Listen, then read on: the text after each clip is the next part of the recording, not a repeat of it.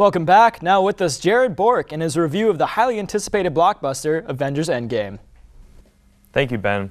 I do my best to keep up with the Marvel Cinematic Universe. Despite not considering myself much of a fan, I give each entry I see the benefit of the doubt by doing my research and going in with an open mind. Unfortunately, even the popular Marvel films like last year's Black Panther and Infinity War tend not to engage me the way they seem to do everyone else. So I had little reason to expect anything more from Endgame, regardless of the overwhelming hype. But y'all, this one is good. Don't get me wrong, Endgame suffers from nearly all of the same issues that other Marvel films do. The visual effects are terrible and both misused and overused. The dialogue consists primarily of one-liners and shallow posturing. The cinematography and camera work is bland. The jokes, while often effective, tend to go on too long. The acting is inconsistent, and the Russo brothers still can't direct an action scene to save their lives. But despite all that, watching Endgame was the first time that I felt like I really got the MCU and everything it's capable of.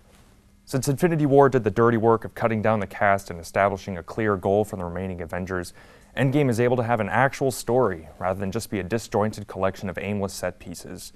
It has a very clear and purposeful structure, and as wild as the movie is, it succeeds in being the most narratively focused Avengers film since the first in 2012.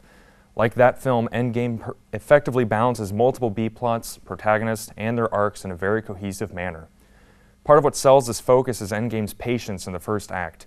It really takes its time to establish the setting, the characters' emotional states, and the stakes. There's no action, and it's mostly dialogue, but the slow first hour is crucial in making the rest of the film satisfying. Like I said earlier, not everything about each scene is perfect, but each one is necessary. An Endgame script doesn't settle with just working, it becomes downright clever. In the second act, the characters split up to complete different tasks closely linked to previous Marvel films. This part of Endgame easily could have been messy and pandering, but it becomes what I think might be the most entertaining thing the MCU has ever produced. The characters have clear goals and plans, but things go wrong and the stakes grow higher and higher.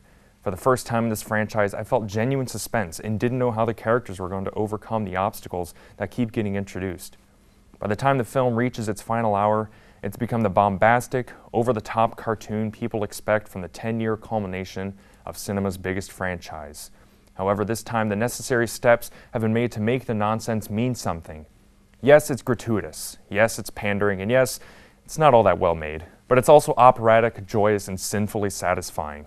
During the concluding explosion of visual effects, fan service, and overpaid actors, I finally saw the pages of comic books flipping before my eyes.